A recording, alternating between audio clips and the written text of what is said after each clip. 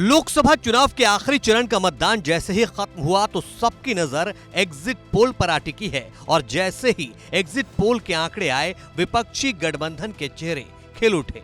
खासकर दक्षिण भारत को लेकर एग्जिट पोल के नतीजे विपक्ष के लिए बड़ी उम्मीद लेकर आया है। चलिए बताते हैं कि एबीपी सी वोटर्स के एग्जिट पोल के नतीजे क्या कहते हैं। सबसे पहले बात 20 सीटों वाली केरल की, जहां की वायनाड सीट से राहुल गांधी भी चुनाव लड़ रहे हैं। केरल में एबीपी सी वोटर के एग्जिट पोल में यूडीएफ को 17 से 19 सीटें मिलने का अनुमान है, जबकि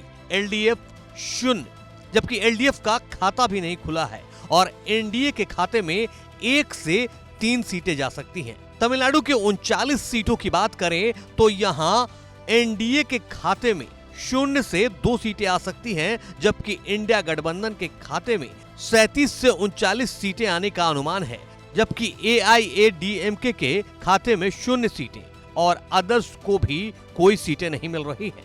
वहीं 17 सीटों वाली तेलंगाना की बात करें तो यहां टक्कर बराबर की नजर आ रही है।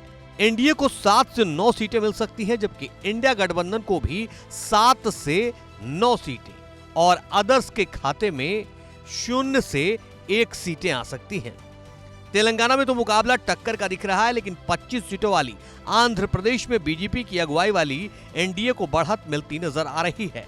यहां एनडीए को 21 से 25 सीटें मिलने का अनुमान है, जबकि इंडिया का खाता भी नहीं खुल रहा है, जबकि जगन मोहन की वाईएसआरसीपी को 0 से 4 सीटें मिलने का अनुमान है।